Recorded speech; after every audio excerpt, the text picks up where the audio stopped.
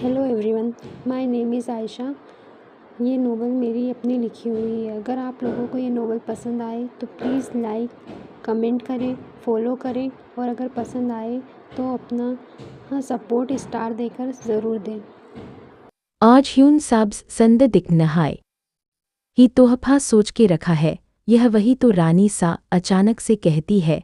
यह हम अंशिका को बात कर आते हैं। प्रियांशिका यह सुनकर बहुत खुश हो जाएगी, आखिर वह अपने दोस्त से जो मिलेंगे।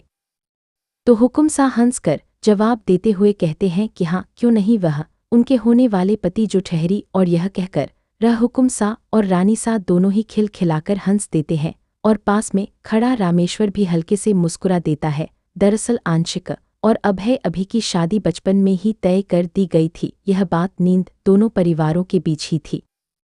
अंशिका को अभी शादी का मतलब नहीं पता था, पर उसे बचपन से ही ये बताया गया था कि अभी उसका होने वाला पति था और अभी भी अंशिका का अपनी जान से ज्यादा का ध्यान रखता था। अंशिका गार्डन में कुछ खरगोश के बच्चों के साथ में खेल रही थी, तभी मदीना सुधा उसके पास आती है और कहती है, राजकुमारी आप जल्दी से तैयार हो जाए कि हम बड़े हुकुम सा के यहाँ जा रहे हैं।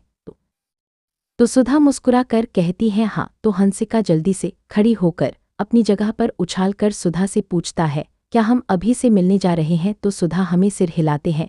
यह सुनकर अंशिका उन खरगोश के बच्चों को वहीं छोड़ देती है और जल्दी से सुधा का हाथ पकड़कर खींचते हुए है उसे अंदर लेकर जाने लगती है और कहती है कि जल्दी चलिए ना, हमें जल्दी से तैयार। यह कहकर वह सुधा को अंदर किसने लगती है। इस वक्त उसकी आंखों में एक अजीब सी चमक थी, वही अपनी बेटी की यहाँ हरकत हुकुम सा और हुकुम रानी सा भी दूर से खड़े हुए देख रहे थे कि वह भी मुस्कुरा देते हैं और हुकुम सा हुकुम रानी साथ से कहते हैं कि देखा आपने रानी सा, अभी का नाम सुनते ही हमारी ही राजकुमारी के चेहरे पर कैसी मुस्कुराहट आ जाती है।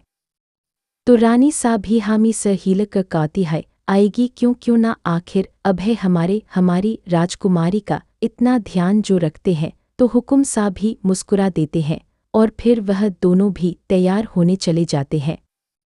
आज हुकुम सा ने एक क्रीम कलर की जोधपुरी पोशाक पहन कर रखी थी, यह और सर पर पगड़ी लगाए हुए वह किसी राजा की तरह लग रही थी। वही रानी सा ने भी लाल कलर की साड़ी ही पहन रखी थी, बालों का बैंड बनाया हुआ था और गले में हीरो का हर कानून में बड़े बड़े झुमके में वह किसी रियासत की रानी लग रही थी। वही हमारी प्यारी सी अंशिका ने की गुलाबी रंग का एक बहुत ही सुंदर प्रिंसेस, और वह बार बार कह रही थी कि बापूसा जल्दी चलिए ना, अभय हमारा इंतजार कर रहे होंगे, जल्दी चलिए। यह कहकर वह अपने बापू साहब को खींचकर बाहर की ओर ले जाने लगती है। वही हुकुम सा मुस्कुराकर उनसे कहते हैं कि प्रिंस आप संभाल कर चलिए, आप गिर जाएगी, हम कौन सा के यहाँ ही जा रहे हैं और आपके अभी वही रहेंगे, कहीं नहीं जाने वाले। यह कहकर वह हंसने लगते हैं। अपने बापू साहब को माफ कर दीजिए, हम आगे से आपको कुछ नहीं कहेंगे, अब जल्दी से चलिए, नहीं तो अभय आपका इंतजार करते करते कहीं किसी और से दोस्ती ना कर ले। वही भी उनकी ये बात सुनकर अंशिका का सारा गुस्सा ऊ हो जाता है और फिर से वह अपने पापा सा का हाथ पकड़कर बाहर की तरफ ले जाने लगती है और कहती ही नहीं, अभय सिर्फ अंशिका से बात करेंगे, वह सिर्फ जैसे ही वह लोग गाड़ी के पास पहुंचते ही रामेश्वर कर का दरवाजा खोलना है और पैसेंजर सीट पर बैठ जाता है। वहीं पीछे की सीट पर कौन सा और कुंभ रानी सा और बीच में हमारी प्यारी सी अंशिका बैठ जाती है। ये तभी उनके पीछे बॉडीगार्ड्स भी अपनी कार में बैठकर हुकुम सा और हुक्म राम सा के पीछे निकल जाते हैं। सभी लोग भाई के महल के लिए निकल गए थे। कुछ ही देर में महल के चारों तरफ बॉडीगार्ड का कड़ा पहरा था। वह सिक्योरिटी इतनी ज्यादा टाइट थी कि एक परिंदा भी पर नहीं मार सकता था। महल के चारों तरफ सीसीटीवी कैमरे लगे हुए थे और दास दासी अपना अपना काम कर रहे थे। यहाँ आकर ऐसा लग रहा था जैसे कि किसी बड़े से राजा की रियासत हो। वह जैसे ही हुकुम सा और हुकुम रानी सा अंदर जाते हैं, वहीं उनके सामने एक नौकर जाकर उनके गले लगाने के तरीके से ही पता चल रहा था कि वह दोनों एक दूसरे के कितने खास दोस्त हैं और उनकी दोस्ती ही उनकी आंखों से ही छलक रही थी। कौन सा आकाश जी को गले लगाते हुए कहते हैं, शादी की सालगिरह मुबारक हो। तो आकाश जी भी उन्हें गले लगाते हुए कहते हैं, धन्यवाद, हमें तो उम्मीद ही नहीं थी कि आप आएंगे। यह सुनकर हुकुम सा थोड़ी नाराजगी भरी आवाज में वही आरती जी भी हुकुम रानी सा से कुछ बात करने लगते हैं। सभी लोग सोफे पर आकर बैठ जाते हैं। वहीं दादाजी और दादी जी की भी सोफे पर आकर बैठ गए थे। उनके बेटे ही कुछ नौकर नाश्ता और पानी लाकर उन लोगों को सर्वे करने लगते हैं। तभी दादाजी हुकुम सा से पूछते हैं शमशेर के क्या हाल है। तो हुकुम सा थोड़े सच में पड़ जाते हैं। तो दादाजी समझ जाते हैं कि कोई बात।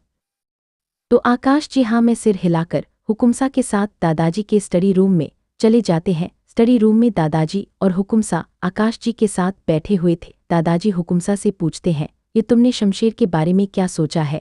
ये तो हुकुमसा उनसे कंफ्यूज होकर पूछने लगते हैं, क्या सोचा है? यह हम कुछ समझ में नहीं है। तो दादाजी उनसे का एक गहरी सांस लेकर कहते हैं, देख। तो उनकी यह बात सुनकर कुमकुम साथ सच में पड़ जाते हैं और फिर दादरी से कहते हैं कि हम मानते हैं कि वह थोड़े लालची है, पर हमें नहीं लगता कि वह ऐसा कुछ करेंगे। तो आकाश जी हुकुम सा को समझाते हुए कहते हैं, देखो आनंद, हम समझते हैं वह तुम्हारा भाई है और तुम्हारे लिए यह सब आसान नहीं होने वाला है, पर हमें कुछ खबरों से यह बात पता चली है कि वह तुम्हारे वहाँ। आकाश जी से कहते हैं, यह तुम क्या कह रहे हो? वह मेरा भाई है, वह ऐसा कैसे कर सकता है? ये तो आकाश जी उसके कंधे पर हाथ रखते हैं और कहते हैं कि देखो आनंद, मेरा तुम्हें सतर्क करने का काम था। मैं नहीं चाहता कि तुम यह सोचो कि मैं तुम दोनों भाइयों के बीच में दरार डालने का काम कर रहा हूँ। तो आनंद उनकी तरफ घूमता है और कहता है, यह नहीं आकाश। तो दादाजी हुकुम से कहते हैं, आनंद, हम बस इतना चाहते हैं कि तुम अपना और अपने परिवार का ध्यान रखो। हम सिर्फ इतना पता कर पाए हैं कि वह कि तुम्हारे खिलाफ कोई साजिश कर रहा है। अभी तक हमें यह पता नहीं चला है कि वह करना क्या चाहता है। वही उसकी यह बात सुनकर आनंद जी भी ही सोच में पड़ जाते हैं। कुछ देर बाद वह सभी लोग नीचे आ जाते हैं। तभी आदि हुकुम रानी सा तो वह अदिति जी भी अपने आसपास अंशिका को ढूंढने लगते हैं। तो आरती जी और कंचन जी मुस्कुरा कर कहते हैं, अंशिका, आपको ढूंढने की कोई जरूरत नहीं है, वह अपने अभय के साथ गई होगी। ये कहकर वह मुस्कुरा देती है। वहीं उनकी बात सुनकर आरती जी और आदित्य जी भी हंस देती है। अभी तक किसी का ध्यान अंशिका पर नहीं गया था। जैसे ही अंशिका महल के अंदर आने वाली थी कि अंशिका जैसे ही कुछ बोलने वाली थी, उसकी नज़र इंसान पर पड़ती है जिसने उसका हाथ पकड़ता है। तो वह भी खुशी खुशी उसके साथ चली जाती है। जिसने अंशिका का हाथ पकड़ा था वह और कोई नहीं अभय था। अभय उसे गार्डन में एक तरफ ले जाता है और उसके सामने उसे सामने की तरफ इशारा करके कुछ देखने को कहता है। तो अंशिका भी उसे तरफ देखती है। तो वह देखकर खुश हो